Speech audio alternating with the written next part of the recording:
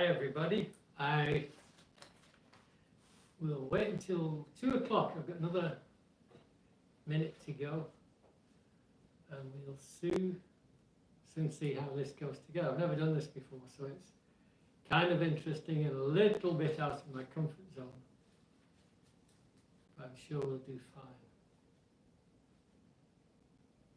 I'm sure everybody, I've got my other gang here. We're all remote right now, so I know they're hovering in the background with notes and advice for me if something does go out of kilter.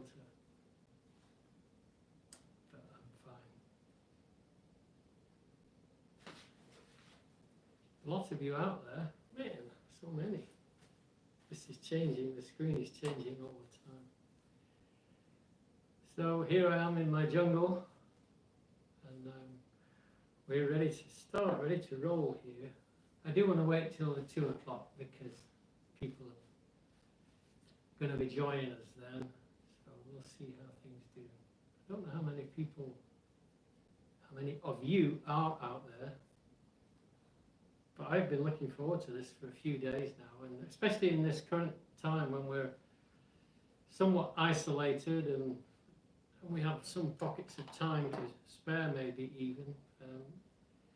I've been busy designing and making things, and so it's been really good for me. But you know, we've got to keep vigilant the whole time, haven't we? I think we just hit the 2 o'clock button. Okay, let's do this, and let's get ready to roll. I'm glad you've joined me. Thank you. I feel like you're all stood around my bench in front of me. I'm going to treat it that way if I can, and but we've got people from all over the world: Australia, England, the Netherlands, Africa, Russia, Finland, so many places. Let's get going. We've not got much time for this. We've got enough, I think. So Josh from Columbus, Ohio in the USA. When sharpening chisels and plane irons, I can get the edge sharp. I get it sharp enough to cut paper with little effort, but it doesn't really cut hairs. Some YouTubers have suggested that if an edge doesn't shave hair, it isn't sharp enough. Is that true? I use the same diamond stone layout. You use coarse fine and superfine. Should I be spending more time on specific stages to get a sharper edge? Well, the answer is not a definitive one. How thick are your hairs and how thick are theirs, and how long is their hair, and what resistance factors do you get, and all of those things. This hair trimming element that people measure their sharpness by, you can always tell who they are because they have no hair on their arms. Well, that's not really true either, because I've never had hairy arms. I've never had hair on my arms. So it doesn't work for everybody. So what do you do if you've got no arms? Well, you go to a piece of paper, and you take your chisel and you slice it into the edge like this, and if it cuts the paper, you're good to go, I think. I think that's probably true for all of us.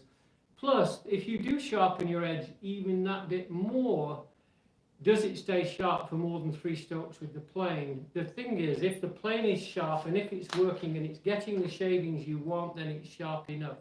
I wouldn't sweat on it, really I wouldn't. So, Bill O from Durham, North Carolina. What are your thoughts about combination planes versus dedicated specialized planes? Well, the thing about combination planes, and I picked one up here, I've got several of these, and I've tried them through the years, and you can get them to work, but they will probably take you an hour to set it up, to get it where it's functioning even remotely well. And comparing that to the vintage moulding planes that were in use for 200, 300 years, there is no comparison. On a scale of 1 to 10, the combination plane would be the worst at number 1. It just does not do it. Now, for ploughing and for things like that, it's great as a plough plane. If you're just using it for ploughing the grooves, it's very nice. It's really good. Still not as good as a dedicated plane that's set up for it, and certainly not as good as a wooden soled plane or a wooden bodied plane. Definitely not as good. So I don't think, they're just kind of a novelty item. They never did that well. They sold them by the thousands, but the users never really mastered them, and that is why usually they're in such good condition when you get them, or in bad condition because they've left in a dim dark cellar somewhere knowing that they were useless. So it's my version, my opinion of them. You can take it for what it is. Giorgio Bianucci from Italy. Okay, Giorgio. Did I pronounce your name right? Bianucci, I don't know. A question about the half-lap dovetail. Why is a rebate done to the back of the dovetails? Does it have a practical utility? Thanks, from Italy. Okay. Giorgio, I don't think this is a general method for doing it. I introduced it, and now hundreds, thousands, I mean thousands at least, are doing it because they saw me do it. But it makes it so perfect when you're making the dovetail, the half-lap dovetails, because you have something to butt one piece of wood up against, and then you can trace around it with your knife on all three sides of every dovetail, and it comes out perfect when you work to those knife walls. There is no flaw in this. It works so perfectly. You don't need to cut to the lines. You can pare down using the chisel. You just cut roughly to the line with the saw, things like that. And it's much, much better, much superior to using marking gauges. That's for sure. So that's the reason I use it, and I encourage everybody else to use it. And you can see it on some of my videos elsewhere. If you're looking for draw making, you'll find it. Cliff from Reston, VA, Virginia? I don't know. What is the best one all-round plane to get? Okay, yeah, I go for this. I have used a number 4 of every kind and every variety you can name, made by premium makers, made by supposedly the best makers in the world, and I could name them, but I'm not going to. And the number 4 Stanley for me, and especially the American number 4 Stanley with the rosewood handles, it has a weight to strength ratio that is unparalleled and unmatched by any other maker. And I can use one of those all day long, and I can do exactly with that what any other boaster can do with any of their other planes. It works perfectly. So that is my very unbiased opinion. So there you go, Cliff. That's what I would get, a number 4. Adam Butler from Paintsville, Kentucky. What advice would you give someone to start woodworking business for custom handmade furniture? I'm a huge fan of yours and you've inspired me greatly. Thank you for all you and your team do. So Izzy and Natalie and Will and Joseph and everybody else back there on the other side of my screen here, you get the same claim to fame as I do. Okay, number 1, skill. What are your skill levels? And you do have to establish skill, especially if you're going to be making with hand tools, as I have.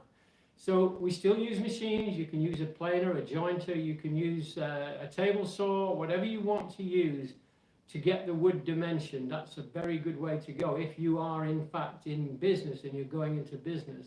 That doesn't mean you can't do it all with hand tools. You just have to develop your clientele if you're going to do that, and they have to be educated to understand why they should buy your furniture over somebody who is a machinist, because you're putting skill into it, and it's a particular kind of skill that doesn't rely on measured stops and fences and guides and everything else.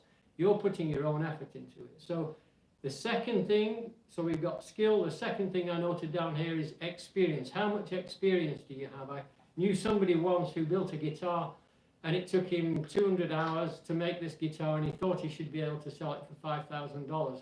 But the reality was the same guitar made by an experienced guitar maker with modest skills could sell the same guitar for $600, and he made a better guitar. So it depends on your skill set. What are your skills? What is your experience? How much have you developed? And then number 3, do you have a marketable product? Do you have 3 or 4 designs that you can say and claim that they're your designs and that you put them out there as an honest product of your design?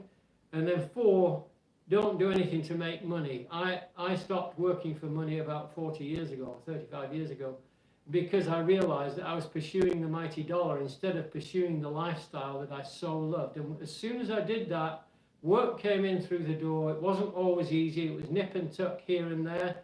But I made it through, and now I'm 70 and still making furniture, and I could still make a furniture at competitive rate, even if I was using hand tools.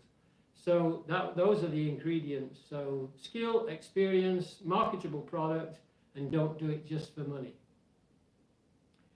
Ian Cardiff, many wood turners seem to sharpen their tools on grinding wheel. How do you sharpen your turning tools?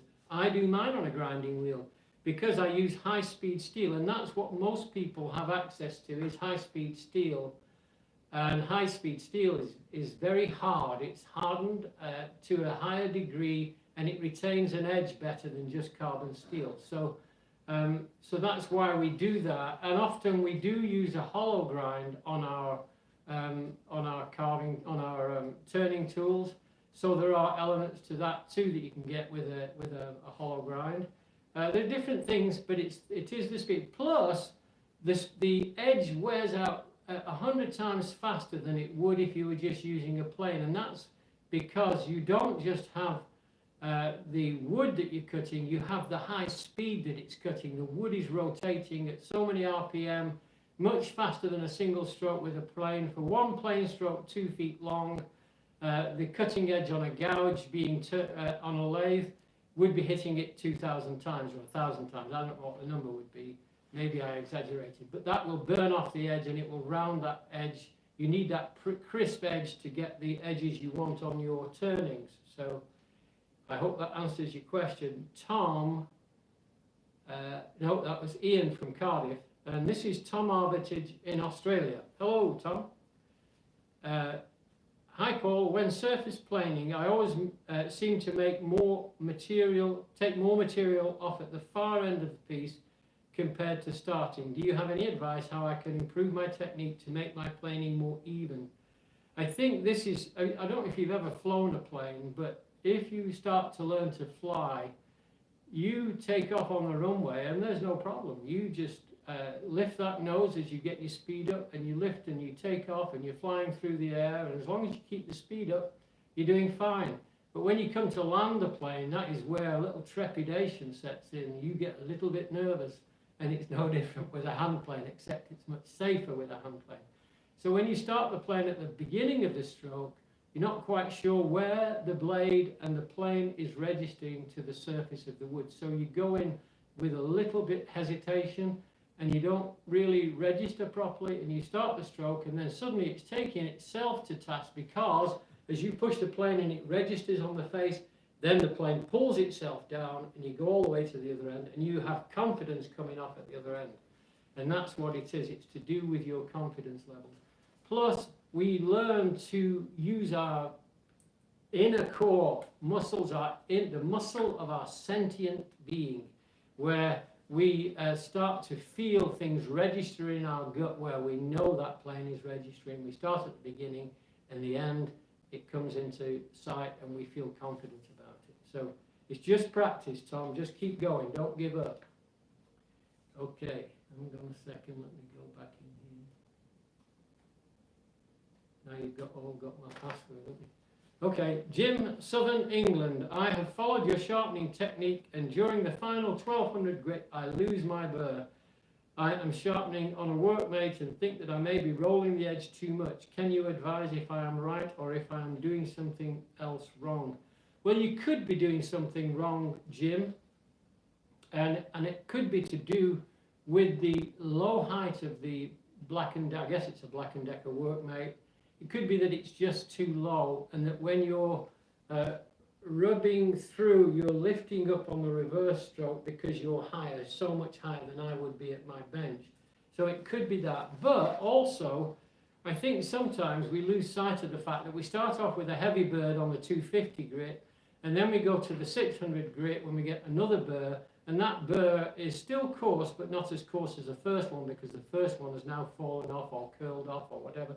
And then we get to the final 1200 grit, and that one actually took off the rough burrs from previous strokes, and you're left with a super fine one. And that fine one often comes off even when we simply pull our fingers over the edge here. That burr has already fallen off because it's so fine. So I think that, but the thing is, the ultimate measure is, does it cut wood? And if it cuts wood, you're ready to go, and I wouldn't get hung up on it. So if you feel like that's where you are, great. Page 2, Nikajan from South Africa. Hello, Nikajan. I hope you're doing well. Hi, Paul. How flat should the bottom of your plane actually be, and what areas would you be most concerned about getting flat and to the same plane? Oh, no pun intended. Okay, listen to me. The truth is about steel-soled planes. I guess we're talking about steel-soled planes. If we're talking about wooden ones, that's an easy enough task to correct. 3 strokes with a plane will usually take care of it. But if you're not, then we've got to revisit it, because the steel-soled plane, they can warp. And actually, no matter how well the plane is made, although I must admit, the better made planes will resist warpage through heat. I think that's true. I don't really know that to be true. But any temperature change will change the shape of a plane sole. Any temperature change. So listen now, you've got this plane, you've got it at 20 degrees when you hone it dead flat. Then you go and use the plane, and you build up the heat in the plane, and it's raised it by 10 degrees or whatever degree it is. Sometimes I use the plane and the sole is so hot I can't touch it. I've gone for maybe half an hour taking those shavings off. So the sole itself is distorting the whole time. So it's too easy to become obsessive about getting something dead flat. It's just a goal to shoot for. If you've got a registration granite block that you can test it with feeler gauges, all well and good. I wouldn't focus too much on it. I've used bent planes and straightened them as you can even bend a plane with the handles. Slightly, ever so slightly, but you can do that. So that's what the old craftsmen used to do, whereas the wooden planes, they couldn't bend those, they didn't bend. So that's my view. You don't have to have them dead flat, it's just something to shoot for. Jono from Finland. What is a good way to make long sliding dovetails? It's not that complicated, Jono. What the craftsmen of old did was they would run a tenon saw into the kerf. I've got a little mini one here, and here's a piece of wood. So they had their layout lines on the face, and then they would usually have one square, although you can get them dovetailed in both directions.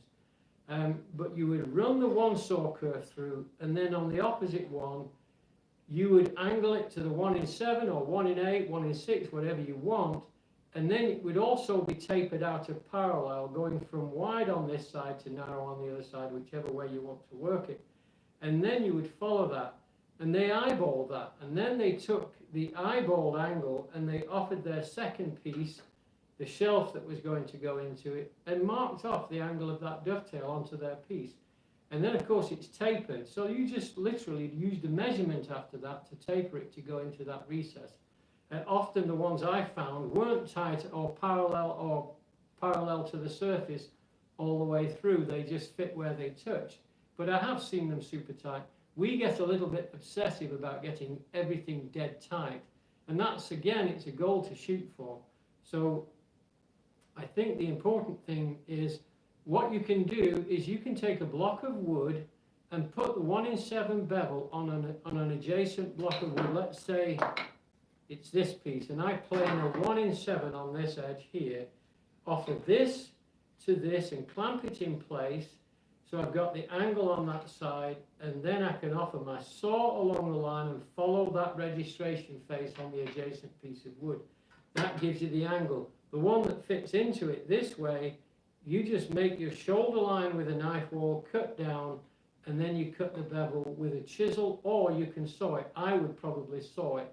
And you offer that piece of wood to the now recess that you've developed, and you can mark the angle of your dovetail directly onto it. Not complicated at all. I hope that answered your question, Gianno. Okay. Page 3. This is Toby from Flanders in Belgium. Did you know my mother is Belgian? Toby, so I have a natural affinity with this question and with this answer I'm going to give you. When I glue up different rough sawn boards to make one big board, do I first plane all of the boards separately to exactly the same dimension that I need, or is it also possible to do that after I glue the boards up? Well, you can do it both ways. The thing is, it's much easier to plane a narrow board to near thickness. So go ahead, if you've got 4 boards, say, that you're going to joint up, plane each face, plane one face, wide face, on each of those 4 boards. Then plane the edges square, just and straight, and then take a marking gauge and mark the thickness you want on the thickness, and make that about 1 millimeter thicker than your final thickness. Then you can plane down to that line. Excuse me, I've got a dry throat.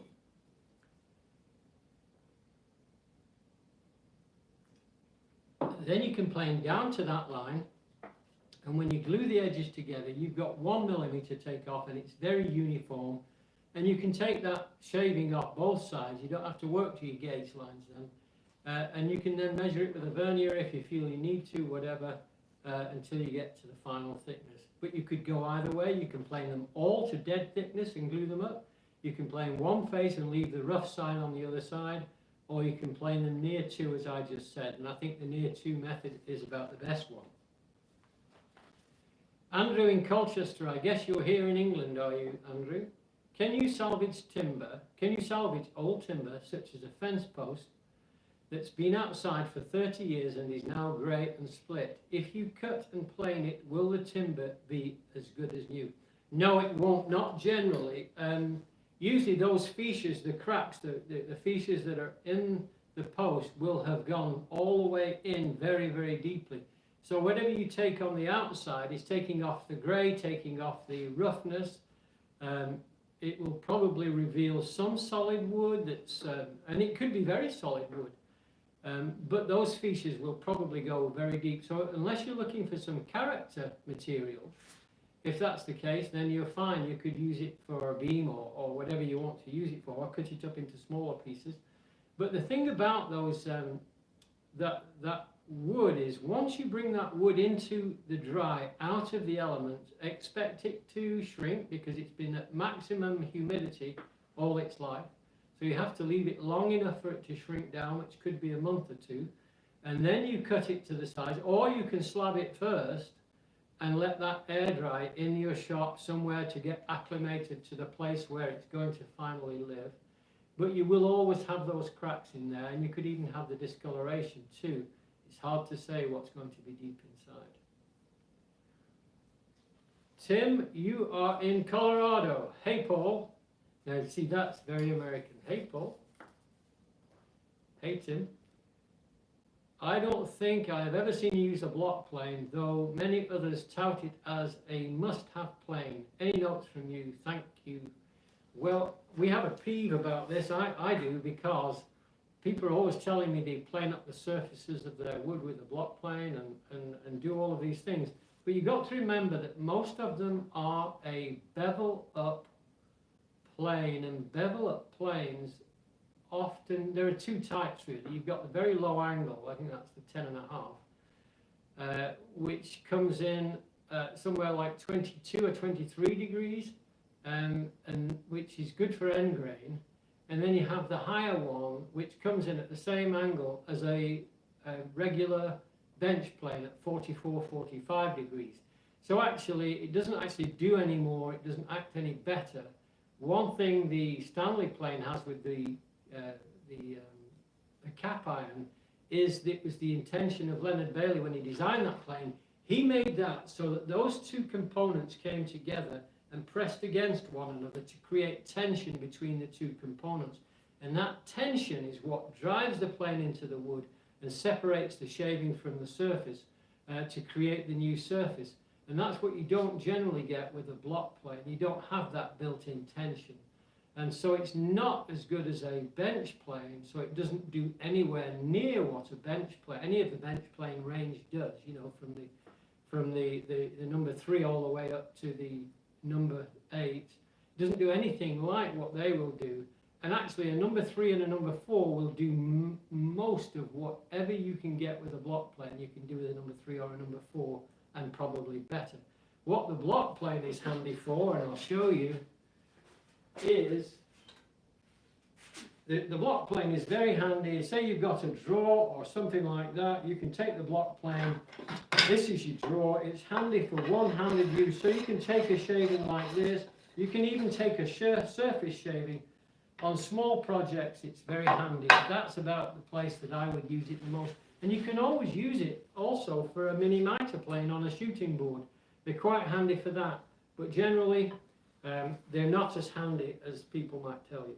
I don't think, but that'll get me a whole slew of emails and complaints. But that's the way I feel about them. Thank you, Tim. Okay, Bill from St. Louis, Missouri. Is it Missouri? Missouri or Misery? Okay. Hi, Paul. You tell me. When laterally adjusting my plane, say the right side is cutting deeper than the left, do I loosen it up first, or should I be able to adjust it while clamped with, he's meaning with the lever cam on the top here. Should he be able to adjust the lever this way and this way when it's locked down? And you can see what I just did. It's when it's locked down, you still need to be able to adjust it, because once you loosen this, you're already disallowing this plane iron assembly to settle in the plane. So this is your first lockdown. That registers everything, applies all the right pressures, and then you should be able to slide this over left and right. You feel a little bit of, well, quite a bit of pressure, but not massively so. So now I've misset my plane. But that's it, yeah, lockdown. He actually, what did he say? He said something about, for want of a better word. Okay, so,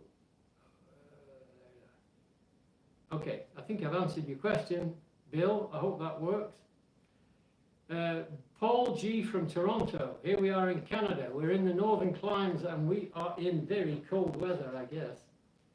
When planing usually thinner boards like 1 inch, I have a tendency to take more off near the ends of the board, the last inch or from each end of the board will show gaps when gluing up. I think the issue is that I don't keep the plane registered on the board when part of the plane is off the board. Do you have any tips? I think it is difficult, Paul.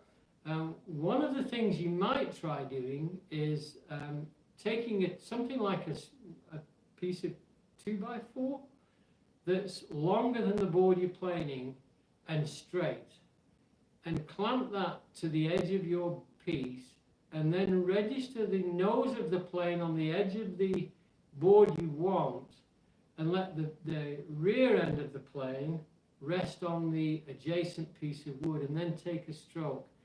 And that will, this is training wheels. This is going to give you the muscle memory, that inner gut feeling about registering the plane. It is quite easy to start the plane. And the other thing is, a lot of people, when they're planing a piece of wood, they get carried away and they feel like they've got to really hunker down on this and really beef on it. And that's really not the case at all. You don't need to do that.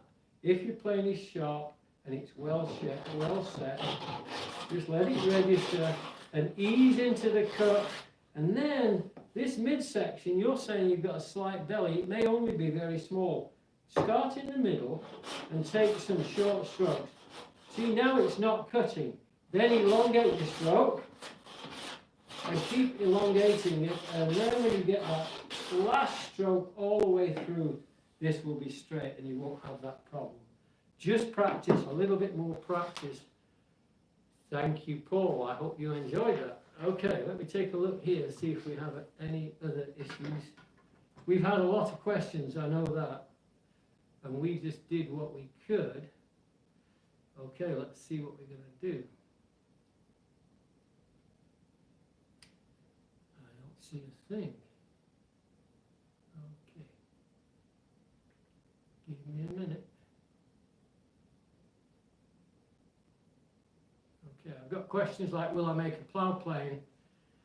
And things like that. And I could do that, but the thing is, I'm never sure really with the plow plane. I'm perfectly happy to do that, but already showing you how to make the rebate plane actually prepares the way for you to make a plough plane, and all you need to do is find a cutter and have a side on the plough plane instead of having it open. There are some things to it. It's just quite complicated to do as a foreman's tool at the moment for me. I'm pretty maxed out, so I'm going to take a look and see what we're doing. Okay, here we go. We've got somebody called Matthew. Oh, how is your plywood bench holding up? Oh man, it is so good. I am so happy that I did it. I didn't go into this easily because I just made the pine one, which I really love too. I use those all the time. My apprentices, Hannah and Jack, use them. Izzy uses hers. She has mine, and they all like them, and they all work so well. They really do. So they're fine. The plywood one is fine. I'm testing this out for longevity. So what am I, 70 now? So if this does until I'm 100, I'll be perfectly happy, and I will recommend it to everybody. Go ahead and make one. You'll enjoy it. It's rock solid. There is no issue with it as far as I've seen so far. Okay, Matthew. Okay, this is here's Mercy 44. I think I understand what you're saying.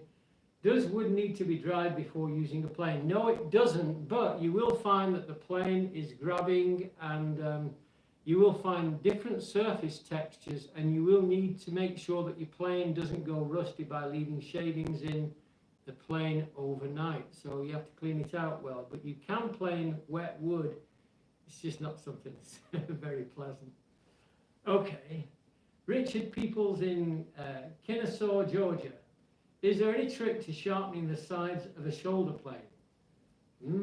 No, not really. The shoulder plane, actually, I've got 2 or 3 shoulder planes, and I never do sharpen the sides of a shoulder plane because they came well made and they were all ready to go. So you have to make sure that your shoulder plane iron is wider than the sole of the plane itself, because otherwise somewhere along the line it won't cut, because the sole of the plane will prevent it from cutting. So that's why what we usually do is slide the blade slightly over to one side or the other, depending on the rebate we're working in. We want it to protrude past the side of the plane when we start that rebate, and then ultimately the plane iron itself is what registers against the wall of the shoulder, the tenon that you're cutting. All right. Hi Paul and team, a quick question. When working with oak, I often get black, dark purple stain on my fingers. Any tips to avoid this? Nothing you can do to avoid it per se. You could try using a barrier cream on your hands before you start the work. That's what mechanics use when they're working with greasy oil and so on. They wipe this goop on their hands, rub it in. I've had success with just hand cream. A thicker coating of hand cream has worked. And then the other thing is to get it off. Oh, rubber gloves as well. Just ordinary sterile gloves that you use for cleaning jobs will work. The only issue I have with that is they're plastic usually, and we are trying to use that less and less. So you may want to question that. And you can wear cloth gloves. I've seen people wear cloth gloves with total satisfaction. And then the other thing is to get it off your hands just by one of those Jiffy squirt bottles that are lemon. Squirt it on your hands, rub it in, and it's completely gone. The problem is often you're blackening your wood. Some people are less resistant to the tannic acid in the wood. It's the tannic acid together with steel that causes that to happen. So you're planing the wood, you've got a little bit of sweat on your hands, you touch the plane, and then you touch the wood and it turns purple. So you have to be prepared to take off an extra shaving when the job's done off the wood, and also be prepared to maybe wear some soft gloves when you do your final assembly. And you can scrape it off as well. All right. Can you look at the live comments? Okay, this is Joseph. I better look at this. Okay.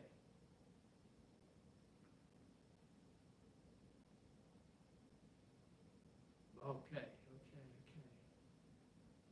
I'm just going to have to whiz down this. Isabella D'Amatteo, where are you? Where do you buy butt hinges without a huge gap in between?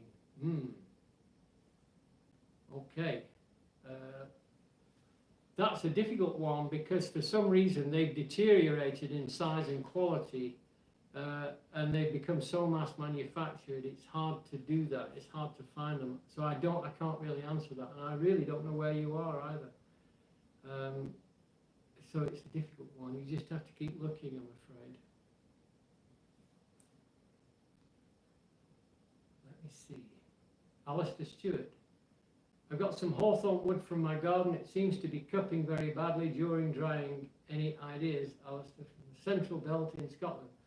Alistair, I'm afraid you picked a wood that is prone to warpage, splitting, and everything else you can name. It's a bit like holly if you don't dry it properly. So I'm not sure what your ultimate end result is, but I don't think I've ever really known Hawthorne to be used for much above walking sticks, and that's usually when you get the sapling size that you can use for a thorn stick. Okay. Working from home, I was expecting some projects to, okay, this is from Peter Calwart from the blog post. Working from home, I was expecting some projects to do with my children. I'm working on a few little projects right now. In fact, I've got them all designed, they're prototyped, and I'm hoping to do some while parents are at home with their children during the coronavirus pandemic. I've got some projects that I'm trying to work out. I've got to film myself, remember, pretty much, and I have to work out some things to make sure I can do this, but that's what I'm working towards right now. Okay. Good. David Rogalski. Is this you, David, in Germany, that you came to a class? Joe. Pine is usually a bit more forgiving. Oh, you're giving an answer here. Hang on a minute. What am I doing? Compressing one. Oh, sorry, David, it wasn't. I'm not sure I understand what I'm doing here. I have a couple of old panel saws that are past their useful life. Is there anything I can make from them? I hate to throw old metal out. I'm one of those too. Mark Baldwin, I'm one of those as well, Mark, and I don't throw stuff out, and unfortunately there's an accumulation of stuff that I am going to have to deal with before I pass through this world, because a lot of it is junk. Some people say they make scrapers out of them, and some people say they made really good scrapers, and some people say they've made really bad scrapers. For me, the plate is usually too hard to cut with regular hacksaw, and so you can snap it, but then it leaves a round to where you snap. It's just not worth it. I don't know of a real purpose to a worn-out handsaw unless it can be sharpened. Okay. Okay. I use different size. This is Michal Kuchta. And Michal, I think you're asking a question. I've got several rasps of different size, different stitchings. I like the cabinet rasp here, which is a number 10 cabinet rasp from Oriou, and I like that one, but I've also got one similar from Liogère, and theirs doesn't have a number on it, so I don't know what the stitching is on there. Oh, it's a number 6. Yeah, so it's quite nice. And then I've got others that were made in the Czech Republic that have got nothing on them, not even a maker, and it's really one of the best rasps I've ever used. So I've got several of them, so you just have to go off what you read, and then, but that cabinet rasp, this one does everything I need pretty much, and this is number 10 stitching on it, so it has the round on one side and so on. So also, while we're talking about that, you might want to get one of these. This is the Shinto. I call it a raspy thingy because I'm never quite sure what it is, but it works very nicely, but it only does the flat surfaces or the convex surfaces. So it's got coarse on one side and very fine on the other side, and it's really very aggressive. It cuts very, very well. So, okay.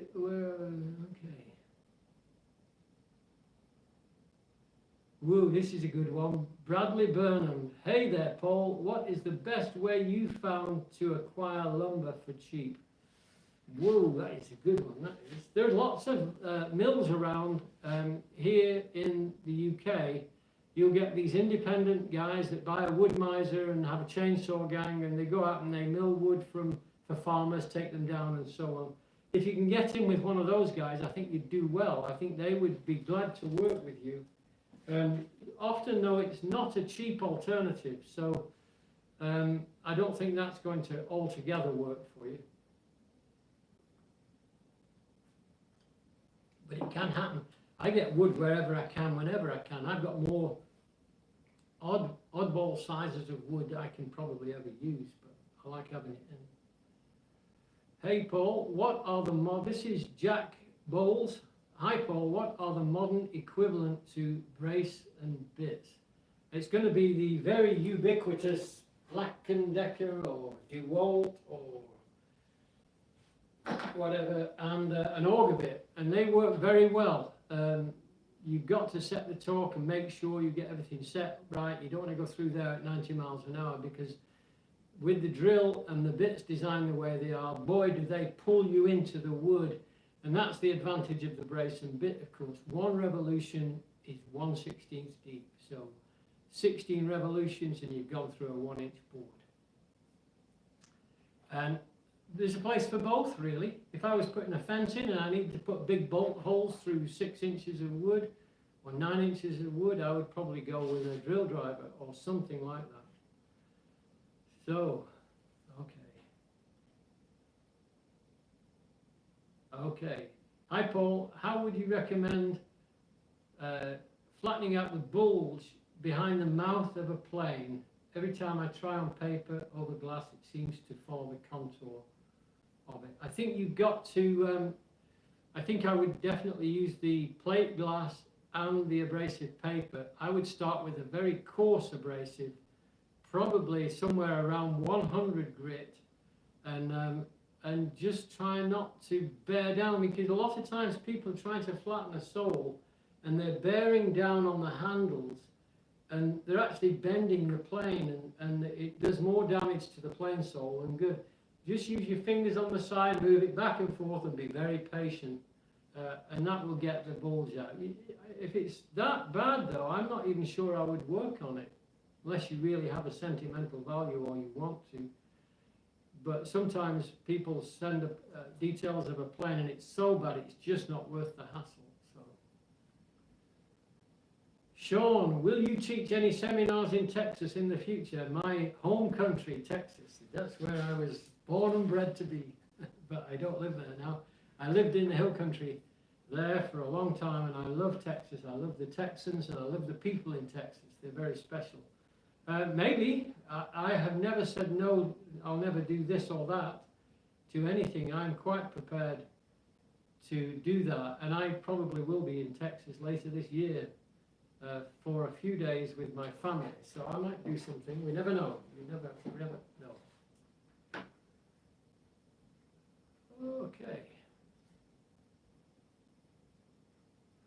Why don't you use second and other bevels in your chisels? Why? Okay, this is a good question. Petra Sedler. Paul, why don't you use second and other bevels on your chisels and planes? You said you never found any benefit, but can you explain why? I think it's to do with the natural action. When I'm sharpening a plane or a chisel, I start at this point here, and the elevation is usually higher. When I have the outreach that way, it naturally lowers. Now, I'm going to exaggerate this, but that's not what I do in the actual task. So if I start on the stone this way, you'll get the side profile. If I just push forward, the extension of my arms drops the heel of the plane iron or the chisel. Bring it here, it's higher. So it puts a natural camber on it. Now, I'll go back into history. Most of the planes I've ever researched on and checked over the decades, they've always had a camber on it. And then all of a sudden, somebody writes an article for a magazine and starts talking about micro bevels being quicker and blah, blah, blah.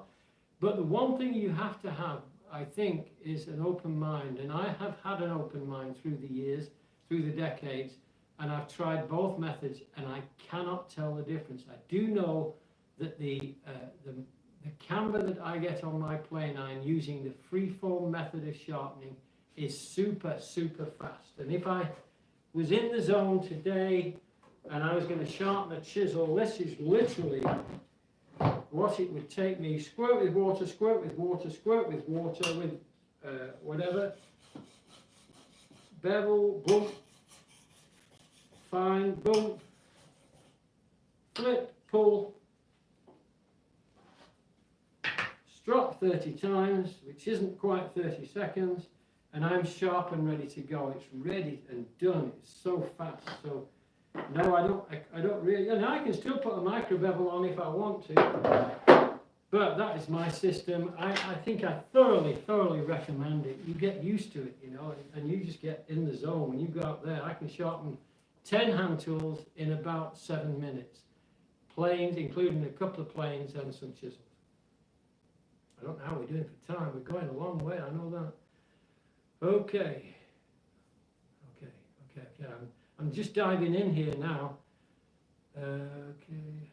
How would you suggest curing large rounds of black walnut? I wouldn't recommend curing anything in the round. It's not a good way to do it because you really have to slab it. It would take years. If a log was 2 feet thick, it might take 20 or 30 years and it might never release that moisture. But if you were to get it slabbed into boards and then stickered, it would take about a year, depending on where you are in the world. It would take about a year for you to dry each inch of thickness. So if it's 2 inches thick, it would take you 2 years, and so on. It's not a very accurate guide, but it's accurate enough. It gives you some idea.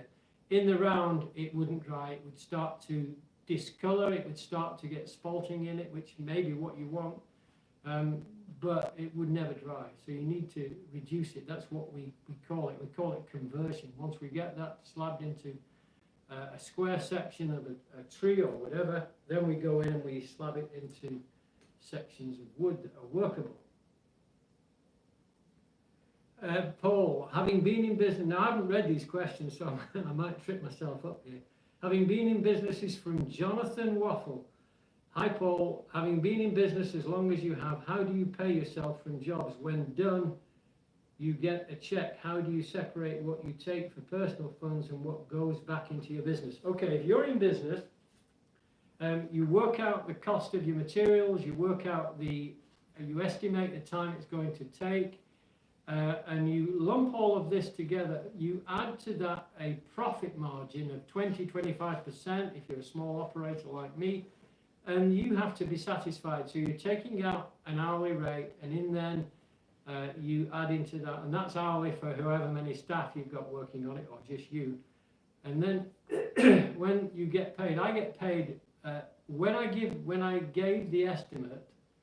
I would not start the work until I received a 50% deposit and a signed contract, and then the completion date was when I got the second check to pay for that material, for paying for the work. And that's how I worked it. And then the money went into the bank, and I would take out my living wage, and the rest would stay in the business. And mostly it got reinvested in the business until I established myself more. But I'm not going to tell anybody anywhere that I have ever been a wealthy man. I am not wealthy. I'm not wealthy by any imagination, but I am rich in so many other areas. If I had my chance to do this again, I would probably repeat everything that I've done as far as my work life goes. There is no change. I've loved it. I've loved it. Probably didn't answer your question. Okay. Is there a project I would love to make that I haven't made before? Millions of them. I've got lots of projects yet to make. One of the nice things is when we get to making the house full of furniture, if you don't know about that, we're going to be building all the furniture for a full house. We bought the house, the rooms are empty, blah, blah, blah, and we're going to make and design all the pieces for each of the rooms, hallways, stairways, bathroom, kitchen, whatever. We're going to make all the furniture, not the kitchen cabinets, not bathroom cabinets, but we are going to make the furniture. And we're going to encourage families to get out there and start making their furniture between them. So mum, dad, kids, whatever, you all get in the garage on a Saturday morning, spend 3 or 4 hours together making the coffee table for your living room. So, quick question about wood sizing. How do you buy your timber to size for a cutting list or rough sawn boards that you machine to size? It's much better if I can buy rough sawn. We usually try to buy rough sawn, but it is convenient if you can buy some plain square 4-edge material. That is handy if you've got a coffee table and you know the material thickness is, I don't know, 3/4 of an inch or an inch, and it's already plain to size. It does save a chunk of time. So I go both ways, and I have lots of rough sawn wood, and I've got some plain wood that I keep in stock. So there's a benefit to all of that. So, hi Dave. Hey David, Mike. Okay. This is okay. Chris, hello. I don't know. We're already at 49, so we got 10 more. We're not really limited, but I'm running out of dry throat. I've recently obtained a few small, fresh cherry logs. What sort of hand tools would you recommend for cutting lumber from them for the future projects? Okay, this is from Paul Shouse,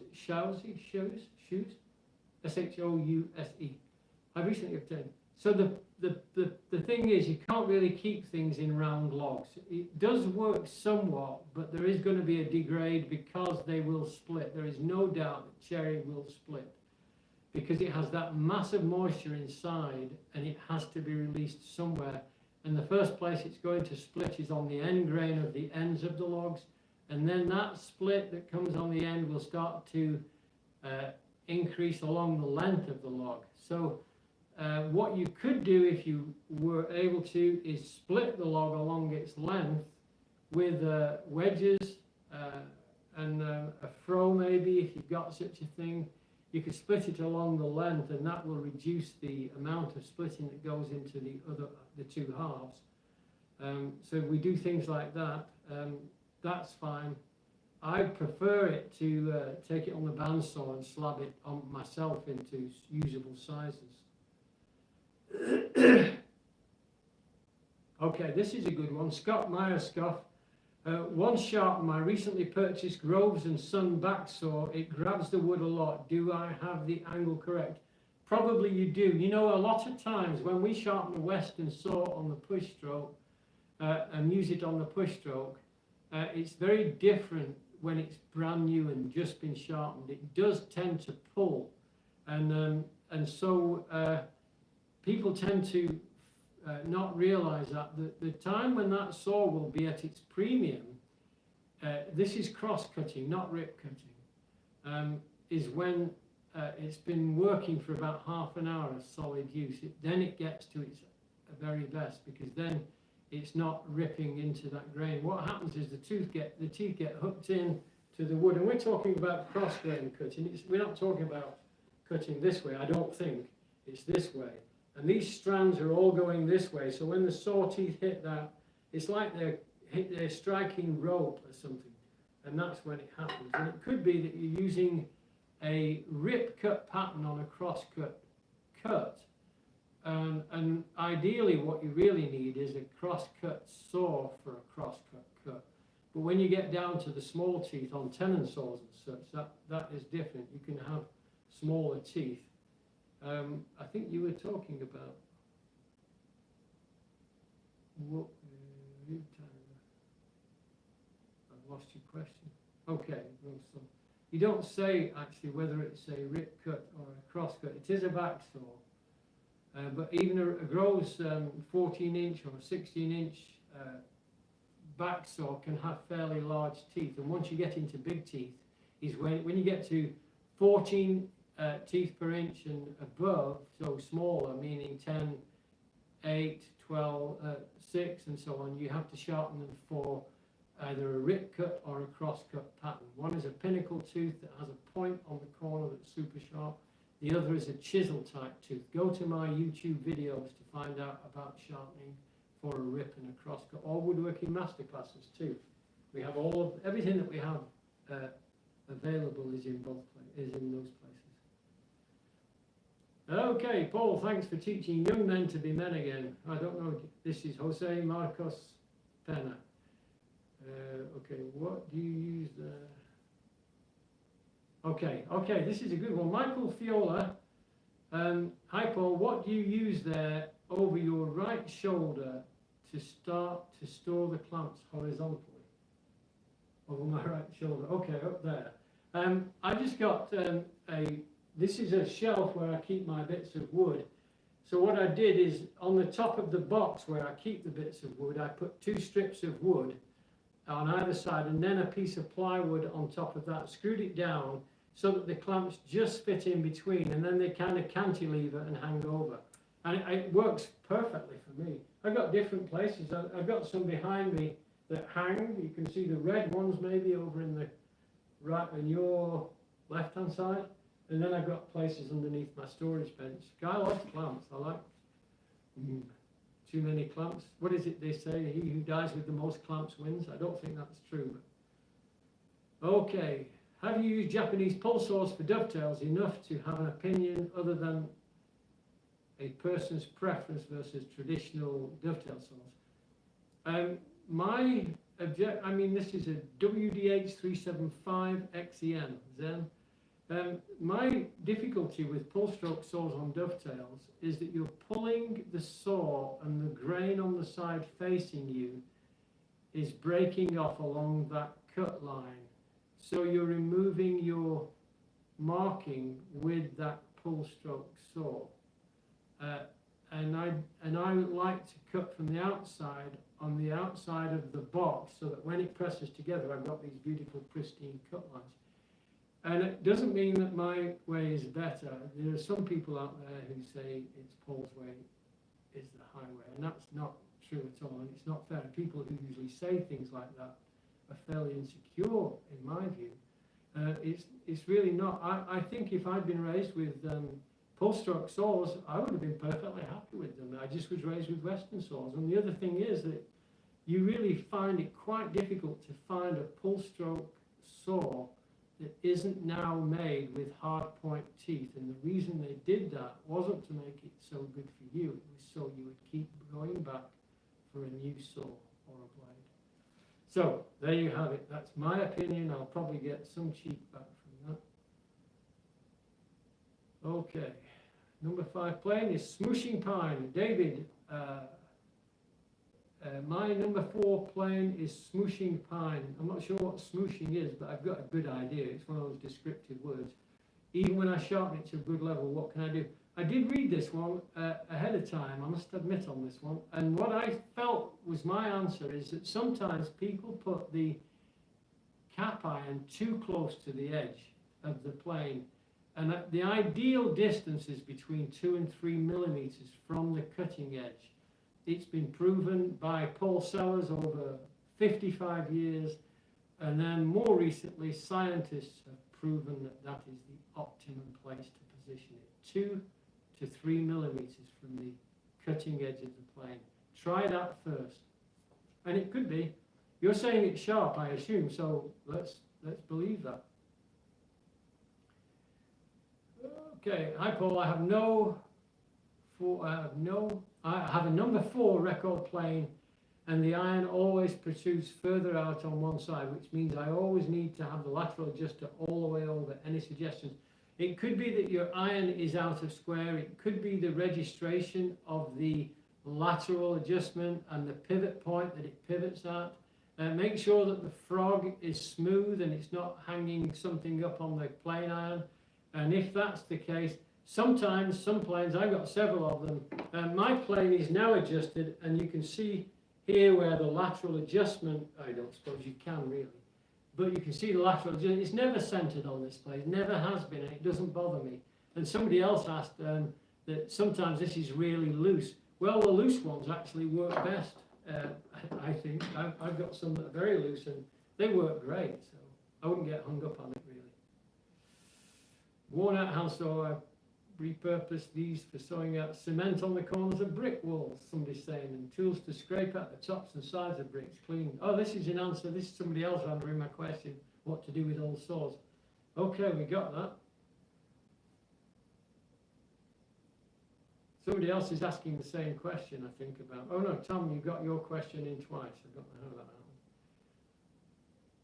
Paul, why do you flip your square? Is there a reason for flipping to a side? Why do I flip my square? Oh, somebody else asked a question earlier about... They said that they use their square, and even though the square was dead square, and they would go around the wood using the reference faces, ultimately the end was out of square. And what I wanted to add in there, it's not just a question. Oh, he said his wood was parallel, so there was no problem there. And I think what the answer to me is that it could be that the wood is slightly bowed along the length, and you would get that if that happens. So it could be that. Okay. Okay, this is from Two Horns Crest Woodworks.